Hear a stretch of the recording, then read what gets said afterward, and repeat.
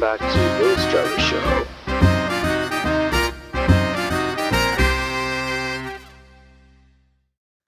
Hi everyone, I'm LJ Jarvis, and welcome to this very, very different episode. The very first episode to On Air with Jarvis, a podcast in which I invite my buddies who talk about all things Warhammer and general stuff I find interesting. And joining me today for our first episode is the Space Marine Celt himself, Ineptus Astartes. How's it going, man? I'm fine, pal. How are you? I am doing good. I cannot complain. My day has been going good so far. How about you? Oh, yeah, it's been alright. You see, it's just usual old shite these days, isn't it? Yeah, it's not the greatest of times, but you have to make do with it. I'll drop the accent now. So, when I heard your narration for the first time on Twitter, I thought to myself, I have to bring this guy on my channel because that voice is basically 40k. Thank you. So, judging by your profile, I can see that you're the Storm Warden, if I'm correct? Yeah, Storm Wardens. They seem a pretty interesting chapter. They are like, what, space Celts, if I'm right? Almost, yeah. It's almost like Highlanders, the old Scottish warriors sort of thing, yeah. And they're Ultramarines, if I'm correct. No one knows who they're descended from. Their ancestry has been forbidden from most of the chapter, apart from the first company. I think it was during the Nemesis incident their heritage was revealed, and it was so, scandalous, I suppose you could say, that the chapter master and the entire first company had to be locked in stasis beneath the Fortress Monastery of High Castle. So, is there like a book series of these guys, or do you find them on like obscure books or something like that? I think it was in Fantasy Flight Games' Deathwatch RPG they were first introduced. Really? Unfortunately, yeah. When Fantasy Flight lost the license to produce pen and paper 40k RPGs, the Storm Wardens sort of went with them as their creation. Yeah, I got into 40k into like around the late years of 7th edition, so the whole stuff about Fantasy Flight Games is almost like beyond me. So, yeah, I believe this was a time when Games Workshop was flexible with their license, if I'm right. I suppose you say, less flexible than they are now, judging by the amount of mobile games we get. Yeah, I was about to say that. Warhammer Fantasy gets Total War. They get a Total War game, and 40k gets like these mobile games. Yeah, multiple mobile games, a Dawn of War 3 that wasn't a Dawn of War game, and multiple Fat Shark games. Well, I think we only have one Fat Shark game, don't we, so far? That's going to be Dead Tide? Dark Tide? Dark Tide, yeah, I heard about that. Yeah. Yeah, I tried playing Vermintide, but my PS4 wasn't connected to the internet, so I can't play the game. Like, physically can't. It doesn't make any sense. Like, I remember a few years back when I went to Warhammer Fest in Coventry, my friend and I popped into the Tesco's right across from the arena, and they had a game shop in there, and I bought it, took it outside, saw online, requires an online connection. I'm like, this isn't going to be single player, is it? So I refunded it and eventually got it on PC for like $5 on Steam. Yeah, it's like games these days, they don't seem to be flexible with multiplayers. Like back then you can just bring your friend over, get 2 controllers and play multiplayer, but now everything's online. Yeah, like couch co-op has just, it has sort of been killed off by the mainstream, but there is still a massive community for couch co-op games. Yeah, Dead Space 3, you probably have a lot more experience to that game because we were talking about that earlier. They have co-op in that game. Is it couch co-op in Dead Space 3? Because I played 5 minutes of it and turned it off. I couldn't. I really couldn't. Yeah, I hear a lot of things about Dead Space 3. I only played the first 2 games. In fact, today I was playing Dead Space 2. A lot of fun. And it's like, the criticism I hear about Dead Space 3 is that it doesn't feel like a Dead Space game. No, you're right there. I mean, like I said, I played it for 5 minutes and had to switch it off because it was a shooter. It was just purely shooter. There was no horror elements from what I felt. I just switched it off. Yeah, I was watching also a documentary about that, about Dead Space, and basically the Achilles heel to Dead Space 3 is that they wanted to make the game expandable, or as in, they wanted to bring in more people to play Dead Space 3, but they took away all the horror elements because it's like, well, it might alienate people. That's kind of the problem. When you try to expand your audience, you're at risk of losing what made it so great. What made it so popular in the first place. Yeah, it's like, guys, it's okay to have your small little fan base, or even if the fan base doesn't need to be like half the planets. No, it's like, best example I can give in modern times is Game of Thrones. Yeah, oh yeah. That just turned to crap. I think it was the directors or the producers admitted that after about season 4 or 5, they stopped trying to cater to hardcore nerds and tried to bring in the, quote, Sunday night football crowd. And it's like, you can't do that with something with fantasy. And it lost what made it so popular. Yeah, and it's like, when do you think Game of Thrones died to you? Because I lost interest, or to me the show died at like what? Near the end of, were there 6 seasons? So season I think there was 8 5? seasons, wasn't there? I think it was 8 seasons, I think. I don't know. Yeah, but the last season was like only a few episodes. It was yeah.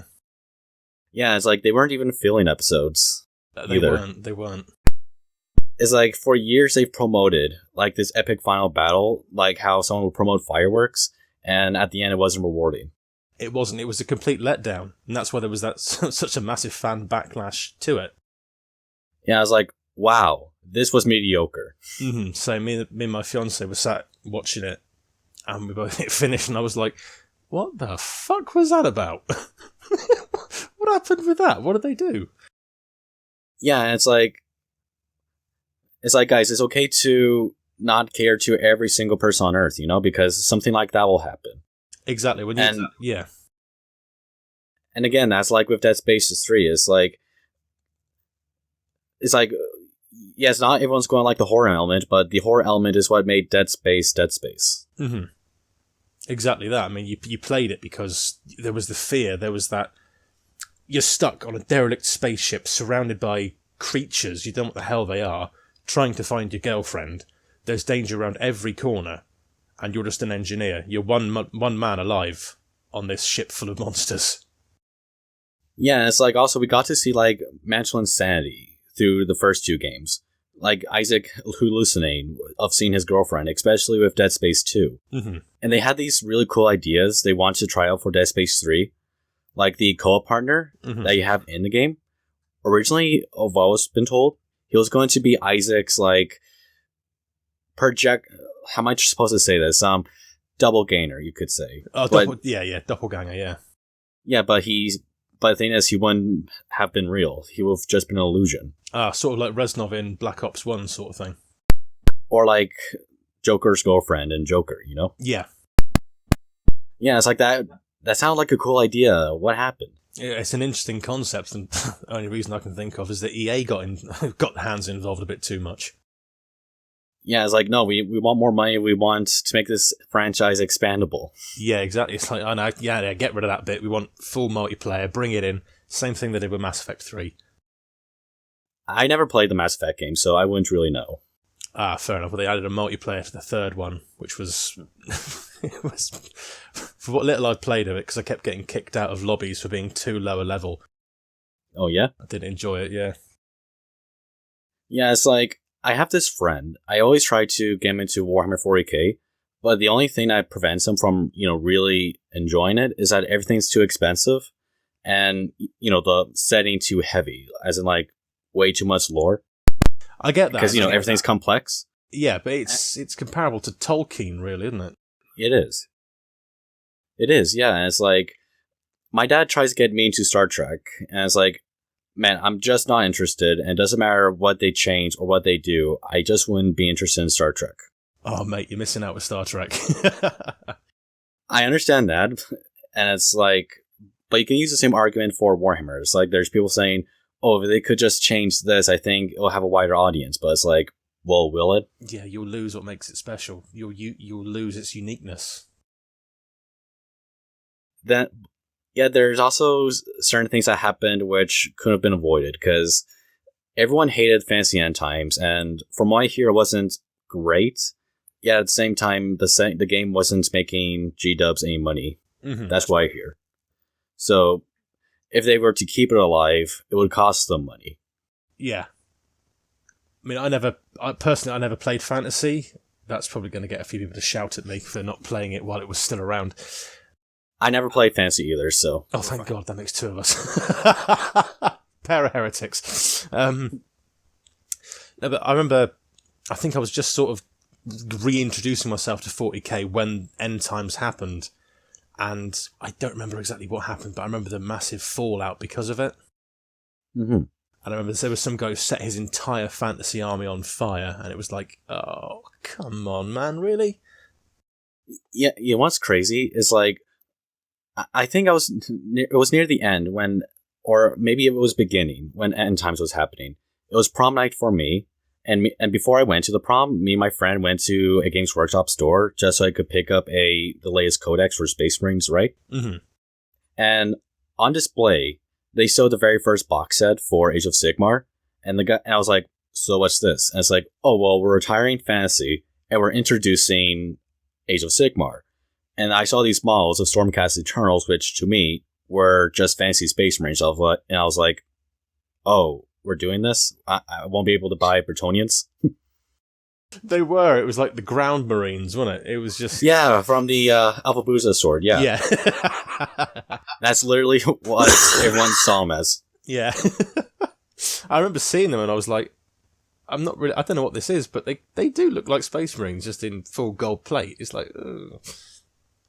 Bit strange. Though I think the direction they've taken them now, and especially with Age of Sigmar, how it is right now, I've come to like them. I think they're okay. They're not like the worst thing ever.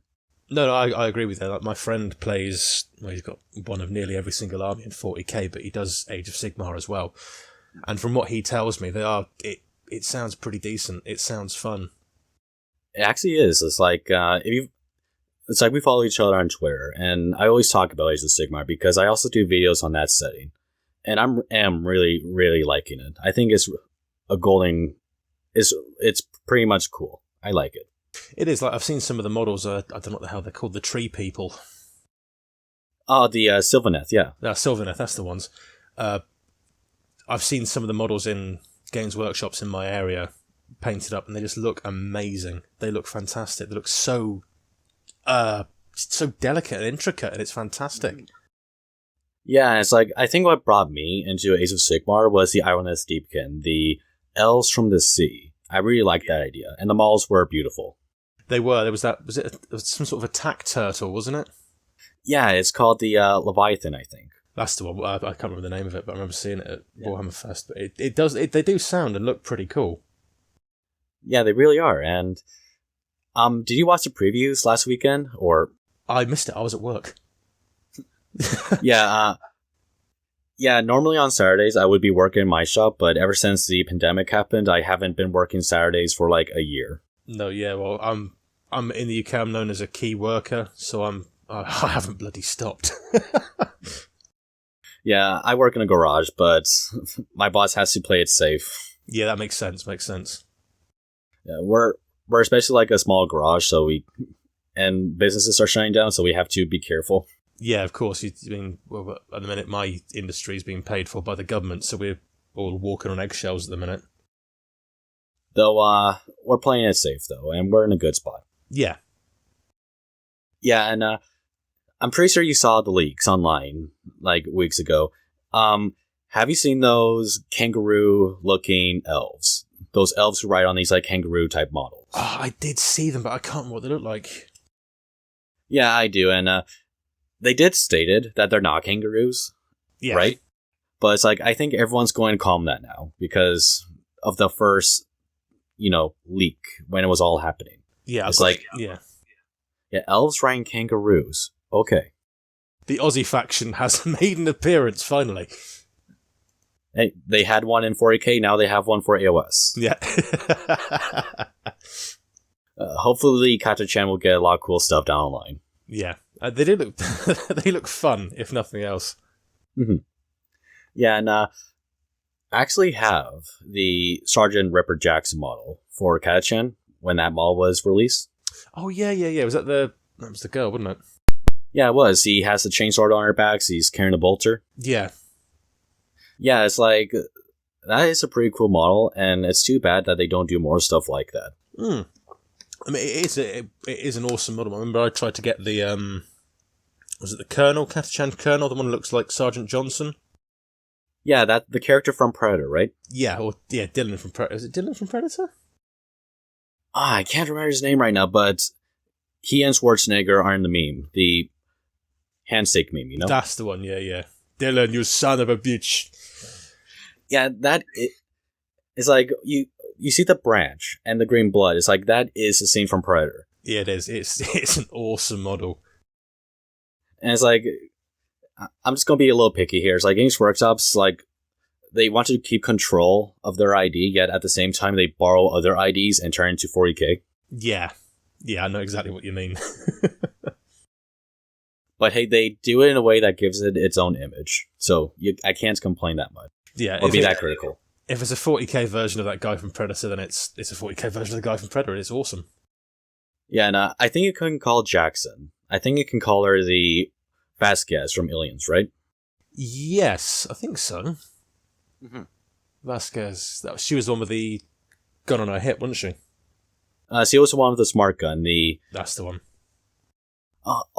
Speaking of Aliens, it's like, have you ever read the Steve Perry books of Aliens? I've not, unfortunately. I've only seen up to about halfway through Alien 3.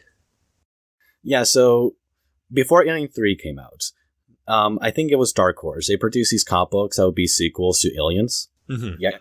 And you follow the characters Hicks and Newt years later.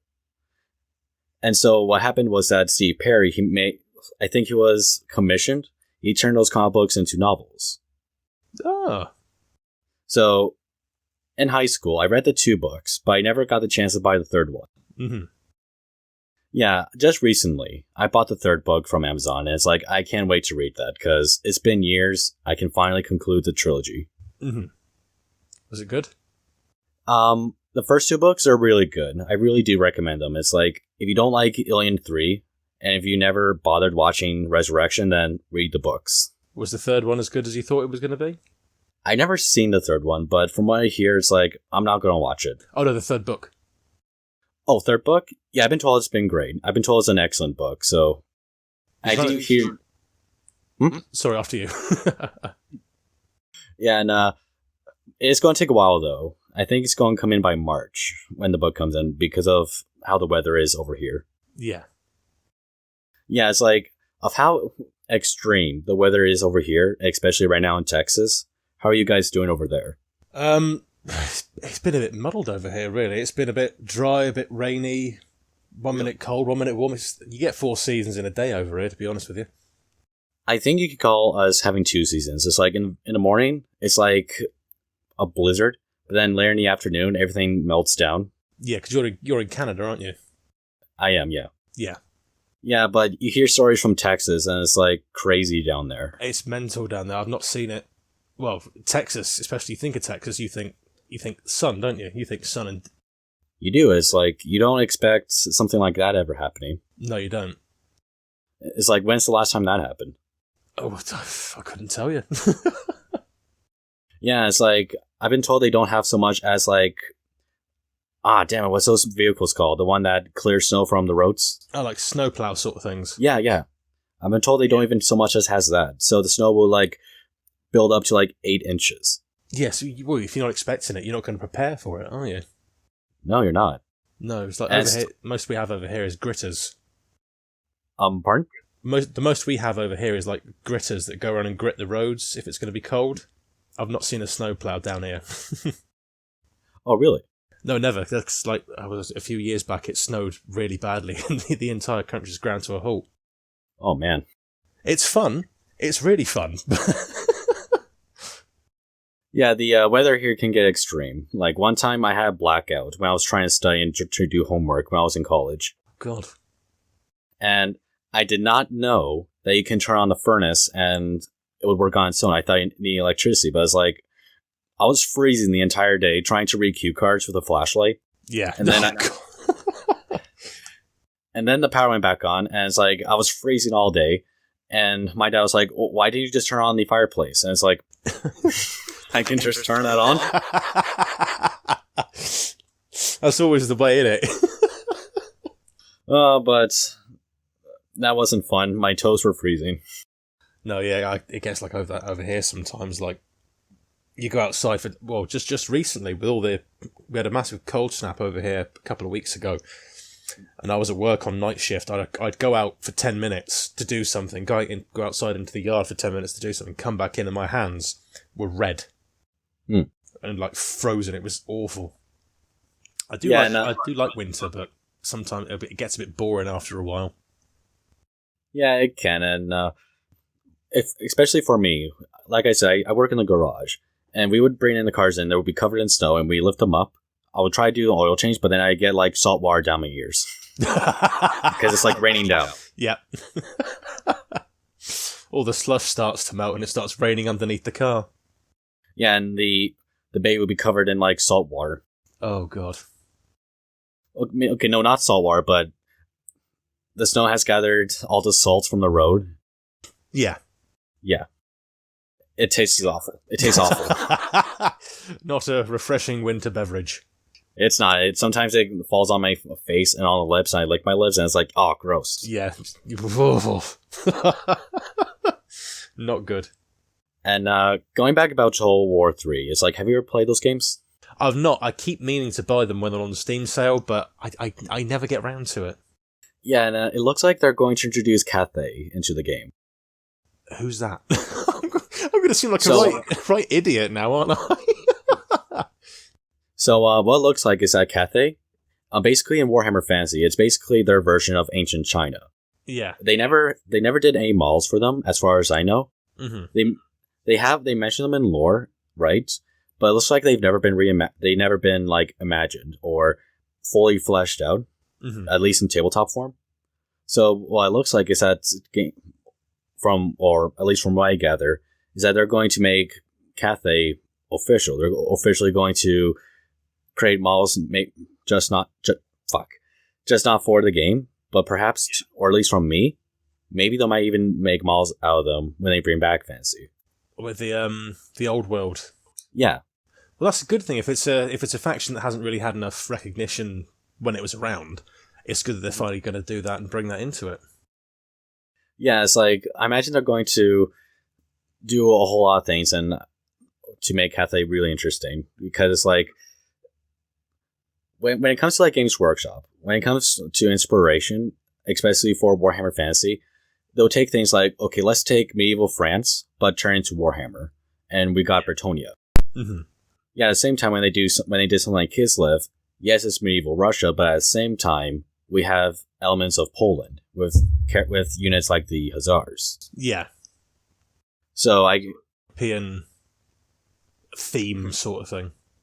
Yeah, so when it comes to Cathay, I think they're going to bring maybe multiple elements of like Eastern Asian countries. Like, they don't need to just have inspiration from ancient China. They can probably bring stuff like, Mongolia? Yeah, Mongolia, Japan, Korea. Yeah, I think Japan is its own thing too in fantasy. It's called Nippon or something like that. Oh, that's the actual name for Japan, isn't it? Or their version. Oh, is it?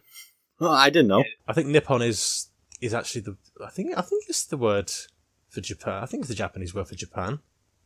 That's what my dad told me years ago anyway. Yeah, I feel like needing now. No, mate. No. Not the most creative name, but... It works. It works. But then again, in 40k, they have a character named God Emperor, and this is before I learned about Dune, and it's like, oh, they have their own version of God Emperor. Mm-hmm. Oh, 40k has brought a whole lot of stuff from multiple fantasy stuff. Yeah. Yeah, it's like, Total War seems like a fun game, but I don't play like PC games, so I'm never going to play it. But I'm interested in how they're going to do it. Yeah, I mean, again, I've not played it, but from what my brother-in-law says, it is a good game. From what people say on Twitter, it looks fun. Yeah, it's like 40k. The only good game they ever got in a long while was like Space Marine. Space Marine was the best one for a long time, aside from Dawn of War. Aside from the Dawn of War 1 and 2. It's like, it still holds up today. It still looks really, really good, and I still play it sometimes. Yeah, same. I've still got it on my PC. I've still got my old 360 version of it somewhere, and I used to play the 360 version to death with my friend back in the day. Mhm. And it was different. Up until that point, you'd had a lot of strategy games, Warhammer 40k related strategy games, Fire Warrior, which was a first-person shooter. I don't care what anyone says, it's fun. If nothing else, it's fun, and it's got Burt Kwok in it and Tom Baker. And then Space Marine just comes out of the blue, and you're playing as a Space Marine. You have a chainsword and a bolter, and you're running orcs through with it, and you're charging around, and it's just awesome. Yeah, it's like 40k never had like an action game like that before. I don't think probably the closest would have been Fire Warrior, and even then it was, first-person shooter. Yeah, and it's like, what I find interesting about Fire Warrior is that not many times you get a game or something that's not centered around the Imperium or any of the Imperium factions. So yeah. So the fact that they did a game on the Tau, it's like, that's something we don't really get, or if ever. No, was it when the Tau were new they brought it out? I can't remember. Yeah, I think so. I think it was one of their, or from at least what I gathered, it was like, one of the new promotions they were doing? Yeah, well, it works. It worked. If it was meant to be a tie-in, it's a fantastic way to do a tie-in. And when I was younger, I think that was my first exposure to Warhammer, was staying over at a friend's house and watching them play Fire Warrior. Didn't have a clue what it was, but I thought it was all right. And then as I got older, I realised, hang on, this is actually a thing? This is a tabletop thing? Oh, cool. Yeah, that's the exact same thing with me. It's like, my first introduction to Warhammer was through a video game. And then I got into the actual gaming setting. Yeah. I didn't get into the actual gaming setting until I think about 2017. Yeah, 2017 when 8th edition came out. Yeah, I think for me it was like the late years of 7th edition that I officially got started, but 8th edition is what made 40k into like a phoenix from its like stages of purgatory of nothing new coming out that often.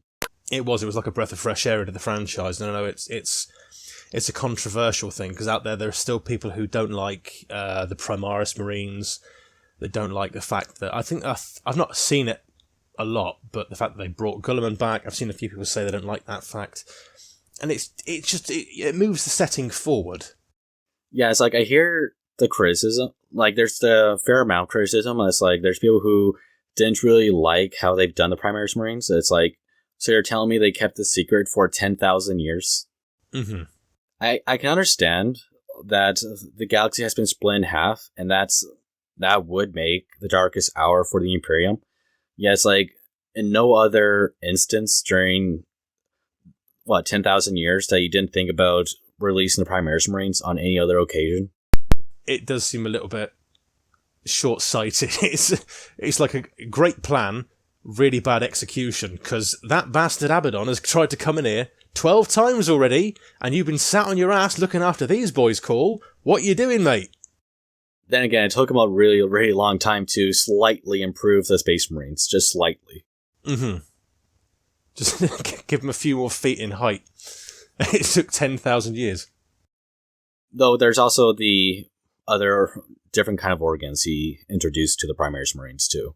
Mm-hmm. Then there's criticism that I guess aren't strong enough. It's like, I hear the criticism where it's like, well, how could Call improve Space Marines if the God Emperor, if he's not the God Emperor, because the God Emperor had his plan, how could he outdo that? But it's like, at the same time, or at least to my recollection, the Emperor didn't create the Space Marines all by himself. He had help. He did. I think he had help. No, he had help from the Chaos Gods to create the Primarchs, I think. Yeah, it's like Space Marines, they were a continuation of the Thunder Warriors, weren't they? Yeah, it's like, have you ever read the book, Valdor? Have you ever read that book yet? I've heard the audio one. Is it Regent of the Imperium?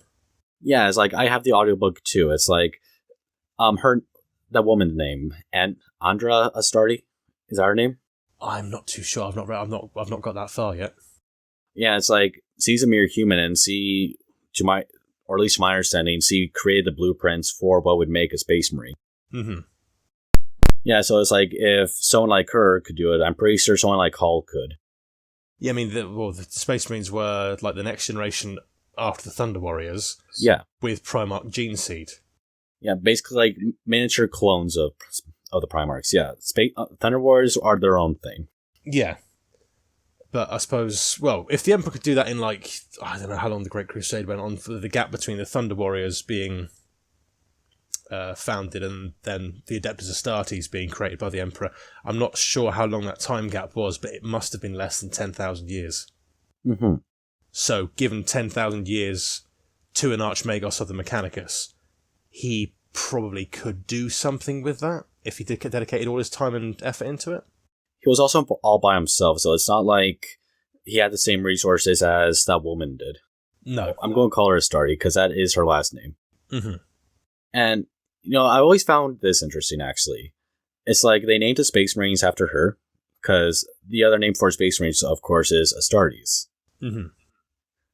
That's something like that I find interesting because, like, multiple inventions and theories of science have been named after their inventors.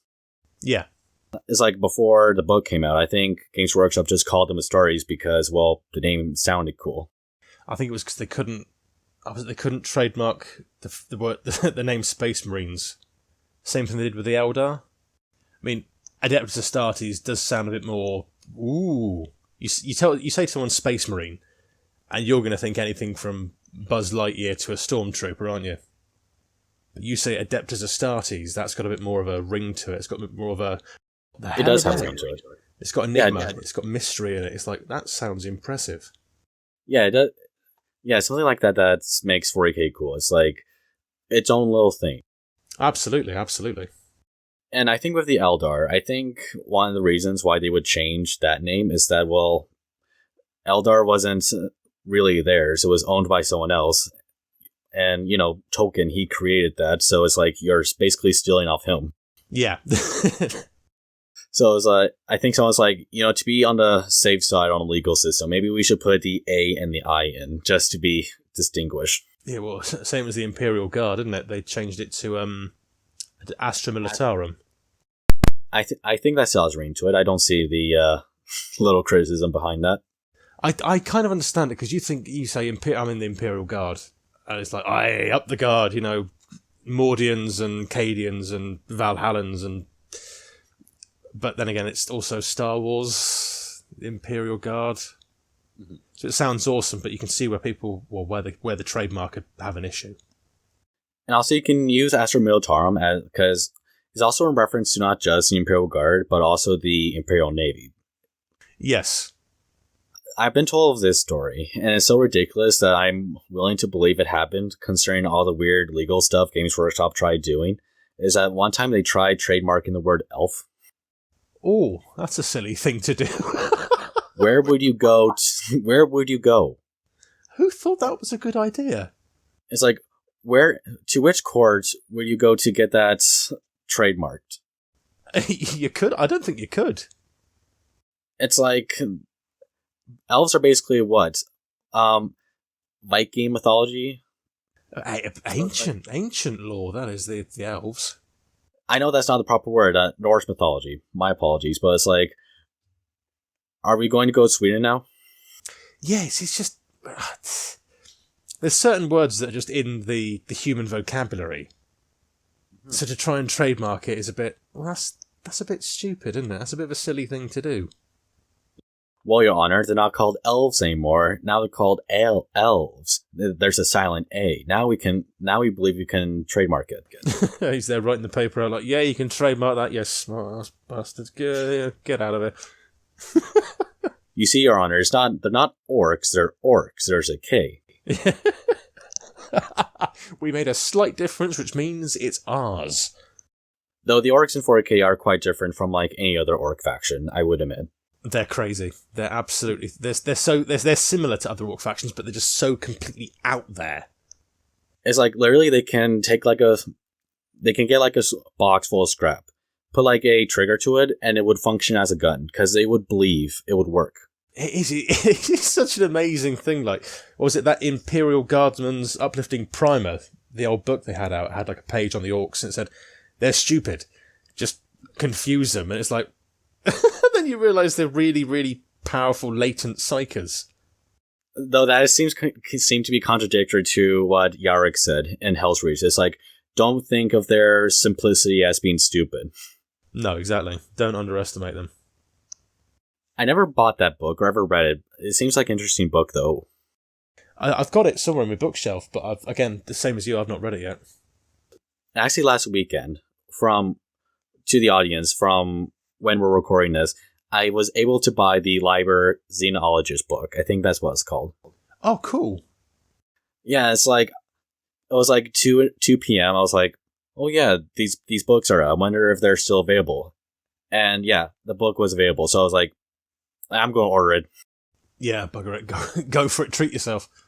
Yeah, it's like I have the Liber Chaotica and I have the what's that crusade called? You haven't got the Sabbath Worlds Crusade book. Yeah, I do. I have that one too. I missed out on that. Have you read the Gaunt's Ghost books? I've read the first book, but I've never really continued because there's a huge library of books I have to get to. Yeah, there's 40k. There's a hell of a lot of books. It's literally their own library of books. It is a literal black library. There you go. I love them. I love the books. That's what got me back into it. I was doing night shifts at work back in 2015, and I thought I fancy reading a book. And I popped into my local bookshop and I bought Horus Rising by Dan Abnett. Yes, that's the perfect way to start 40k books. That's the best way. I couldn't put the bloody thing down. I think I read that book 4 times in high school because I liked it that much. It is just so good. Oh, it really is. And Dan Abnett can basically write anything and it'll be gold.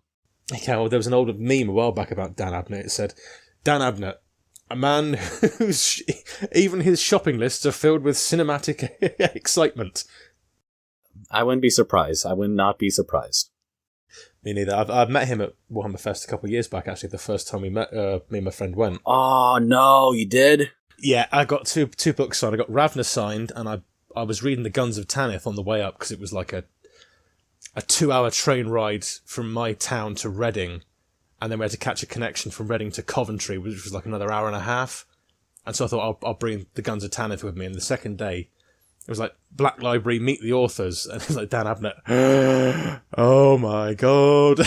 Oh, that's crazy. That's crazy. I could not believe it. Oh, that's crazy, man.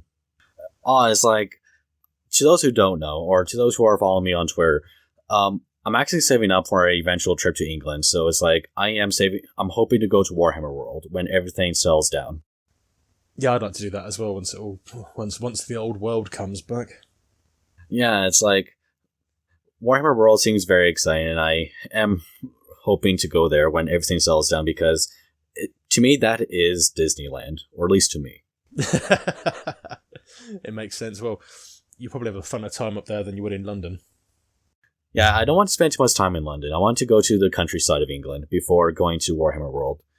Because, like, you would hear people say, oh yeah, I went to Canada, but they only spent a week in Toronto.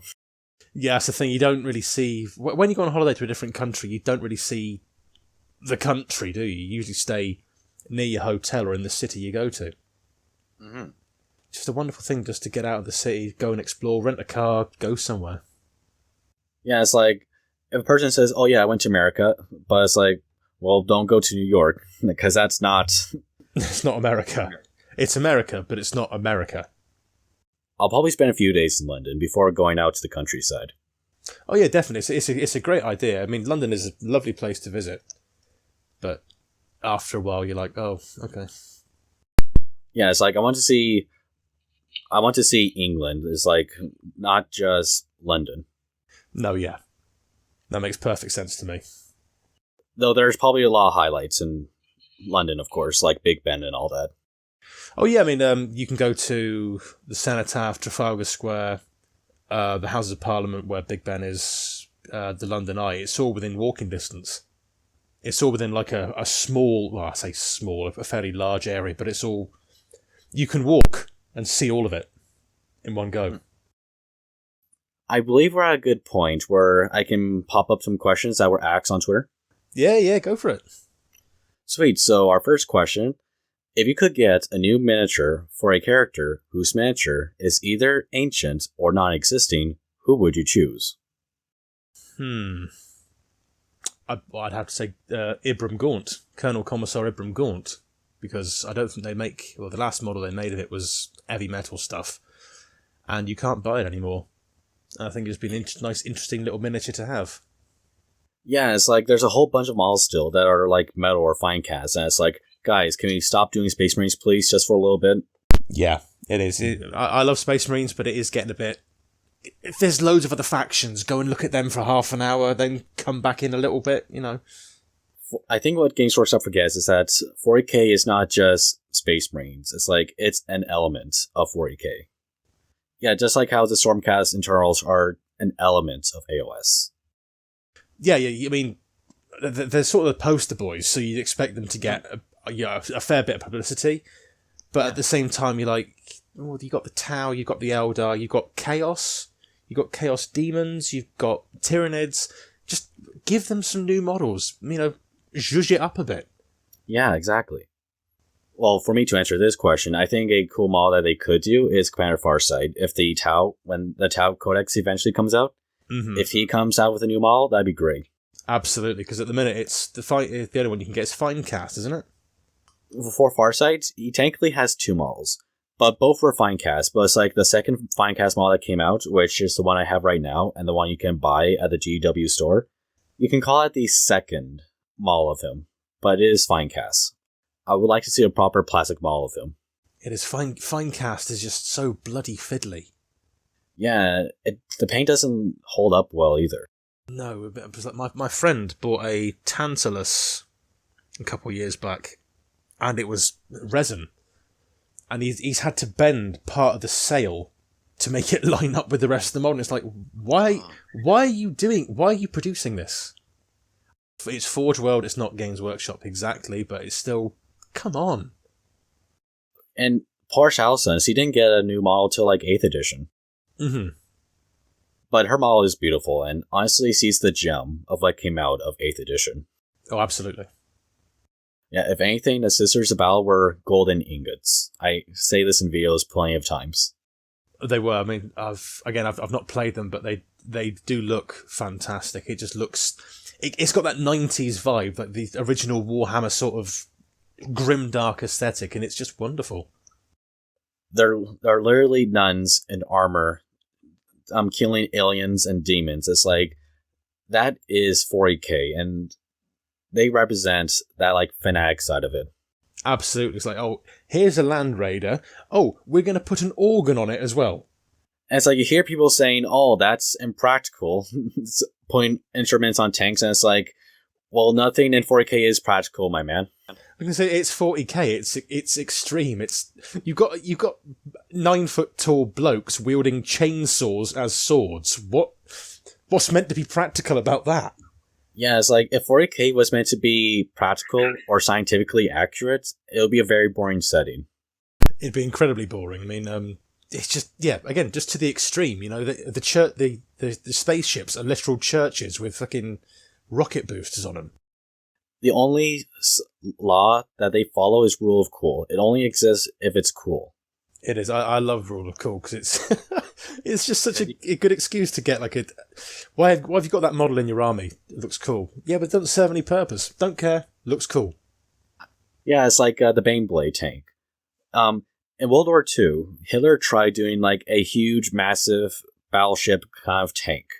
So it was the Mouse or something, wasn't it? Yeah, it was something like that, yeah. He tried making a tank like that. His officers and his engineers, they honestly tried making this, and it's like, it'll be way too slow to drive on the battlefield, and the engine required to drive it would be way too much than it's worth. And it's like, it would be too much of a target to like planes and all that. Yeah. Yeah, it's like, something like the Baneblade would not exist in 40k, or would not exist in real life, but only exists because the idea is cool. It is. It's completely impractical to have a tank of that size. Again, like you said, it would cost too much money. it wouldn't work properly. But it looks so bloody cool. The Primaris Marines, they have all these hover tanks, like the Executioner and the Gladiator, but they can't compare to the subtlety and the beauty that is the Baneblade. No, exactly. It's the gritty, down in the trenches feeling, isn't it? You can see a Baneblade rolling across a battlefield, tearing up mud and chewing through barbed wire, just rumbling across on its way to defeat something that necessitates a tank of that size. And with the grav tanks, it's like, okay, they're cool, but they're not that cool. Yeah, hover tanks are cool, but at the same time, World War I put into space. That is a neat idea. Yeah, it's like Clarkson says, isn't it? I like this, but I prefer this. Moving on to question 2. Went off on a bit of a tangent there, didn't we? It's okay, it's my show. We can do what we want. What is your guys' opinion on the World Eaters, and is there anything you will want to change about them? Personally, I fucking love the World Eaters. Yeah, I think they're a cool warband for Chaos, and I think they had a really cool story for, 30k. Yeah, at the same time, then again, it's coming from someone who hasn't really dived that deep into 30k, and I only have, the basic knowledge on the World Eaters. They don't excite me that much when compared to, say, Death Guard or Thousand Suns. At least to me. I get what you mean. It's sort of like the Chaos God they're aligned to, isn't it? Khorne is a cool idea. Yeah, at the same time, I can't help but feel it's basic for a evil god or something. Yeah, it's a bit one-dimensional where, he's just kill, blood, skulls. Yeah. With Tzeentch and Nurgle, you've got a bit more mystery. You've got a bit more, enigma. It's, what are you doing? Why are you doing this? You're not exactly evil, but you are. Yeah, then there's something like Slaanesh, and she killed an entire species, or almost killed the entire species upon her creation. Yeah, when the Eldar murder fucked Slaanesh into existence.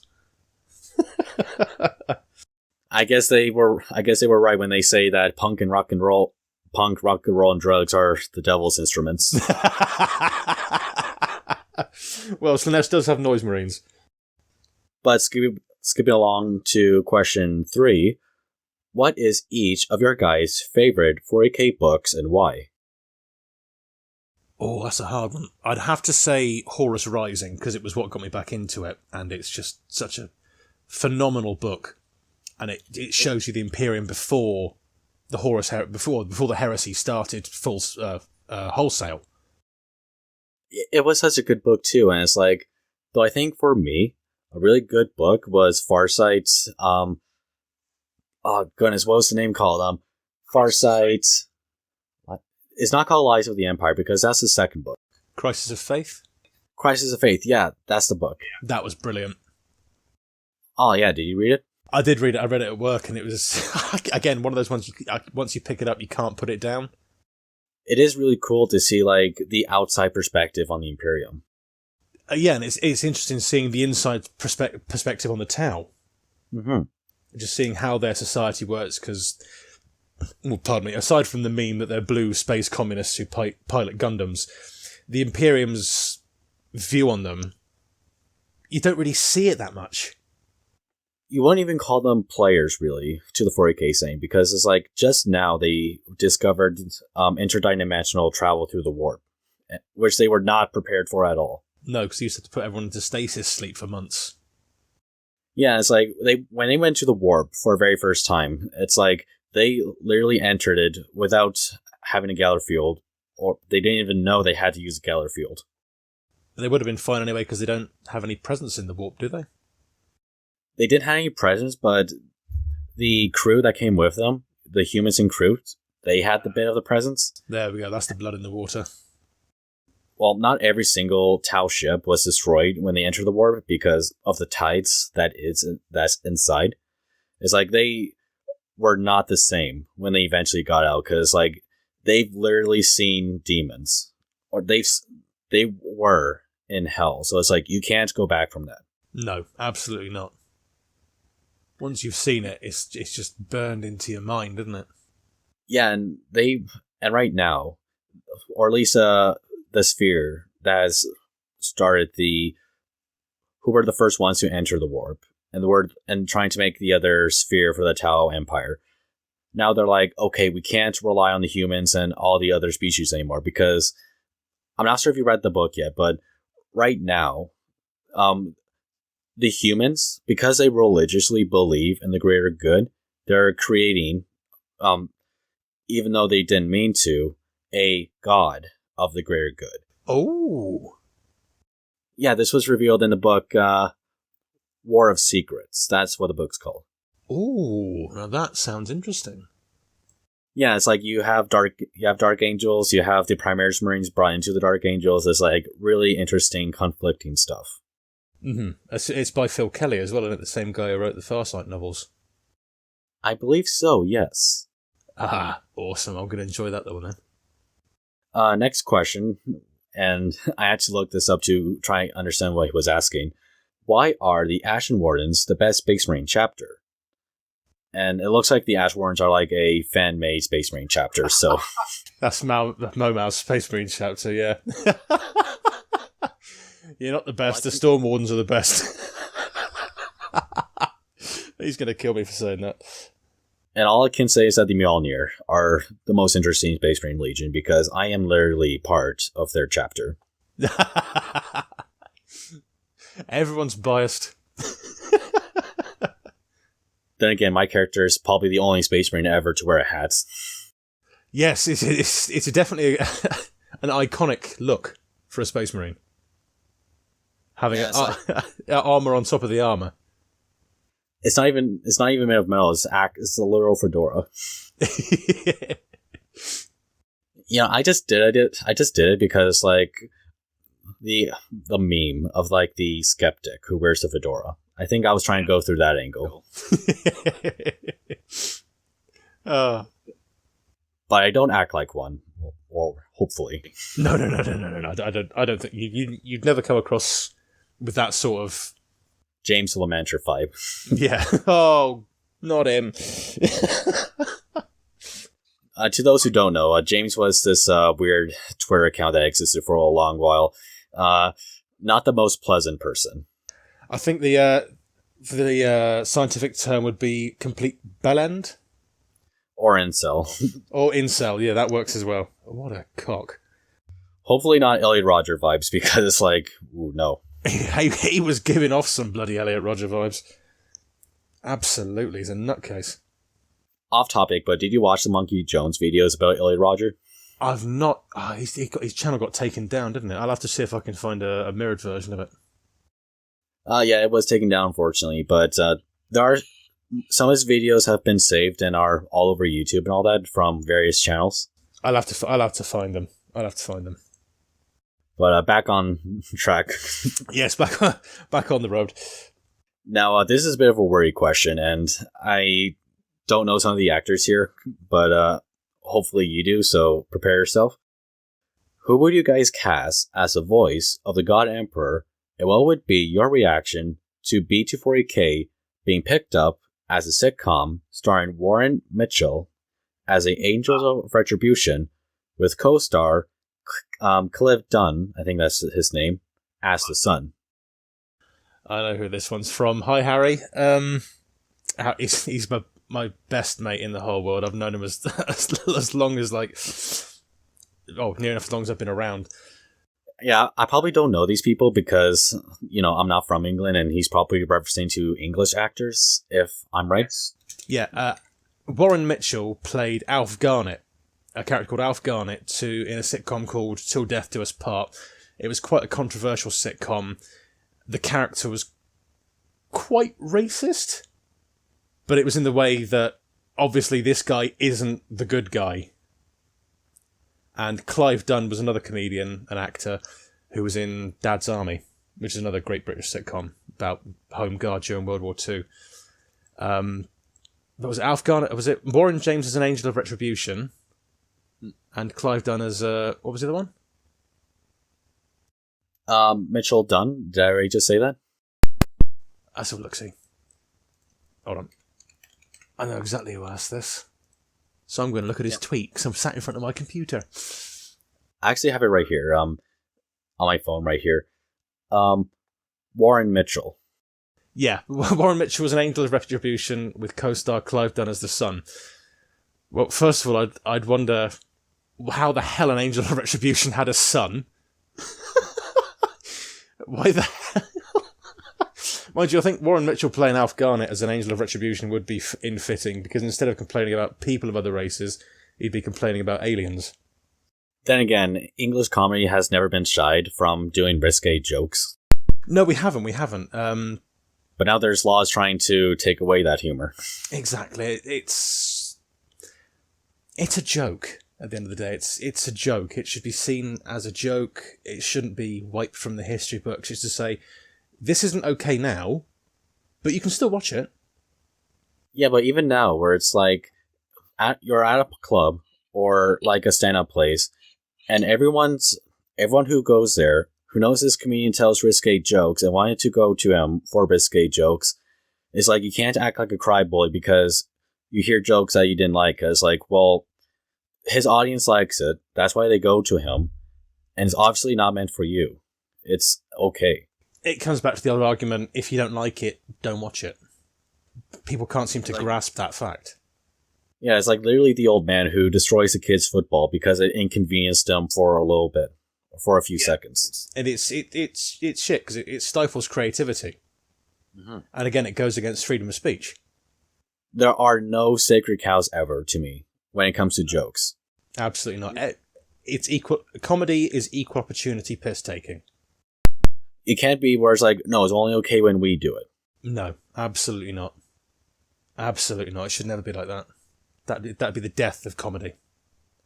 And also to speech too, because like people will say, oh no, it's just hate speech that we're censoring. But it's like, that's extremely subjective. It is subjective. It's very subjective. Because again, it's... How do you... Someone could call me a fat bastard in the street. I know I'm not fat anymore. But, you know, I'm not going to want him fucking arrested for saying it, am I? Just fuck off. You know, you ignore it. You just go, just piss off. I don't know you. I don't care about your fucking opinion. Do one. Yeah, it's like when you tell these people where it's like all speech should be free speech, they go to such extremes. So it's like, oh, you would be okay with such hate speech like National Socialist Germany. And it's like, I'm not saying that. It's like they were the ones that loved censoring certain speech. If people want to espouse those views, they should be free to, because then it enables you to turn around and say, you're fucking wrong, and here's why. Because that's the beauty of freedom of speech. It's a double-edged sword. Yes, it allows people to say some fucking horrible things, but at the same time, it enables you to go against them. It enables your voice. At the same time, I guarantee there's a lot more people who would shout down and disagree with that sort of opinion than would be agreeing with it. And that's the thing, you expose this sort of thing, you don't drive it underground, you air it out in the open, you point at it and you say, see that? That's fucking stupid. That's what people don't get. Yeah, and people think, well, if you don't want to get in trouble, just don't be hateful. It's like, well, imagine when the tables are turned, eventually, when the other side has all the censorship powers. Yeah, exactly. It's a dangerous precedent to set. When you start censoring one person, it will eventually come down the line. Yeah, it's like it happens time and time and time again. It's a horrible thing. This is off topic, but it's like in Australia, they banned a few things that they didn't like because it inconvenienced them for a bit. It's like they censored Left 4 Dead 2 for a while. Yeah. And right now they've banned hentai. That's that's something they did. That they banned hentai. Yeah, I remember that, but I just like to ask the Australian government how that's going.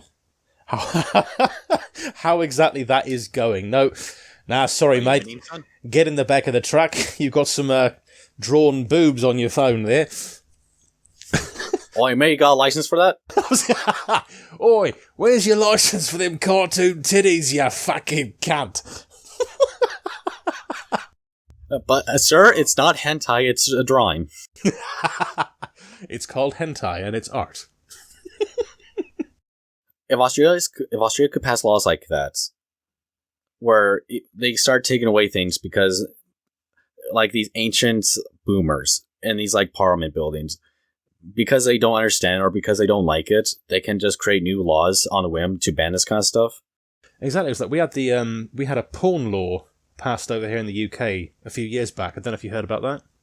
I heard about that, but it didn't pass, if I'm right.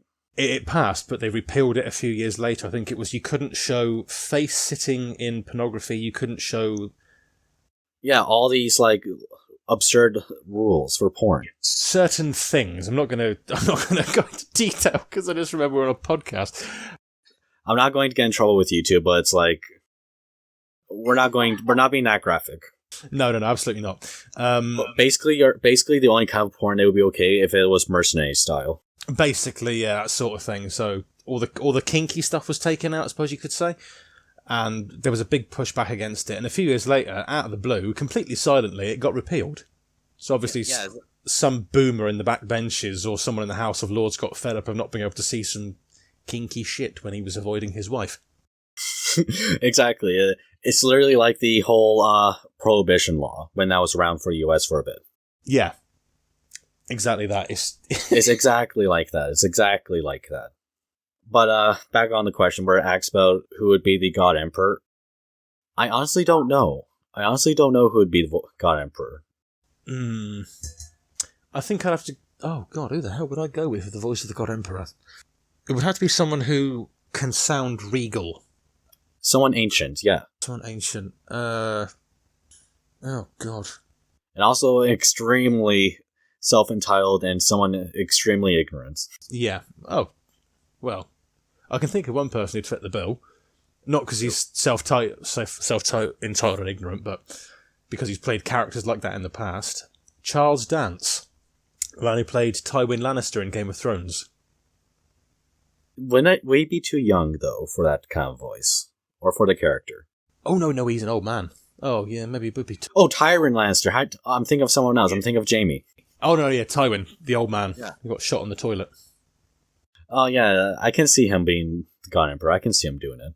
But then he might suit Corferon better. Oh, that's a really hard question, actually. Though I think probably the good cast for like a Warhammer-themed character was Brian Blessed for Gotrek. Oh, yeah. That'd be brilliant. Oh, no, he's actually the voice actor. Have you read the Ram audio dramas? I've not really dabbled into fantasy. I'm gonna get flamed for this. Yeah, it's okay. This is AOS now. Gotrek has been brought to the AOS setting. Oh, so they've moved it forward. They've moved Gotrek and Felix forward into AOS. Felix, he died though. He died in fantasy. Oh shit. I'm actually going to make a whole video about what became the fate of Felix, but it has been hinted that he might have been brought back as a Stormcast Eternal, but realistically, Gotrek probably would never find him because, like, once you're playing Gotrek, are you going to line up every single Stormcast and have them remove their helmets? Yeah. Good luck with that. Yeah, he's basically been brought to the AOS setting, and Realmslayer was actually my very first, little story about Gotrek. Mm-hmm. So it actually through Realmslayer, it actually got me into reading the older Gotrek and Felix books. Yeah. And Gotrek is a really fun character to follow. They do look like fun little books, almost I'm looking at one of the covers, almost like Legolas and Gimli. Yeah, they make Felix look a lot older than he actually is, because he's in his early 20s, and yet they make him look like he's 40. Man's seen a lot of shit. He's literally like 21 in Troll Slayer, I think. Oh, bloody hell. They do look like...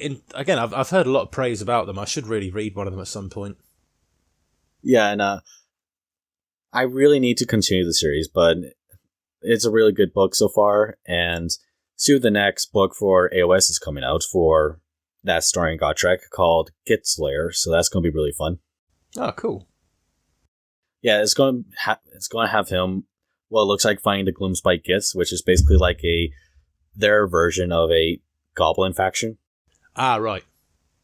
His new companion, though, her name is Melaneth, and she's basically a dark elf assassin who's following him along in his adventures. Interesting dynamic, an elf and a dwarf. Yeah, it's like you hear Gotrek going off about dwarves, going off about elves in the fantasy setting, so it's like, oh, that's a neat idea. Knife-eared bastards! Yeah, one famous line from Troll Slayer, and it's like, his words, not mine, guys, don't cancel me on Twitter, where he goes, armor's for women and girly elves. The elves, where you don't know which one are the men and which one are the women, but you're not sure if you mind. But then again, you don't know what dwarf women look like. They might all have beards. No, fair point. Oh, dear. But with all said and done, I think we're on the end of the show. Unless there's something you want to state. Be excellent to one another? I don't know. There was something I was going to say, but I can't remember what it was. Which is kind of fitting when it comes to me. It implies to me too. I think of the most important thing where it's like, oh, now I forget. Yep. But what I can say is that thank you for coming on this show, good sir, and I can't wait to show your voice work on this channel. Thank you for having me, Lewis. It's been a pleasure, and I'm looking forward to the next time we can do this sort of thing. Yeah, I'll definitely bring you onto more podcasts later down the line because this was a lot of fun. Yeah, it's been a bloody good laugh. It was. I haven't had this much fun in a long while, and sometimes you need a good laugh during these times. Especially, it's good to get some sort of human interaction considering the way the world is at the minute. But with all said and done, thank you all for watching, and I'll see you all next week with a brand new video. Have a good day, everyone.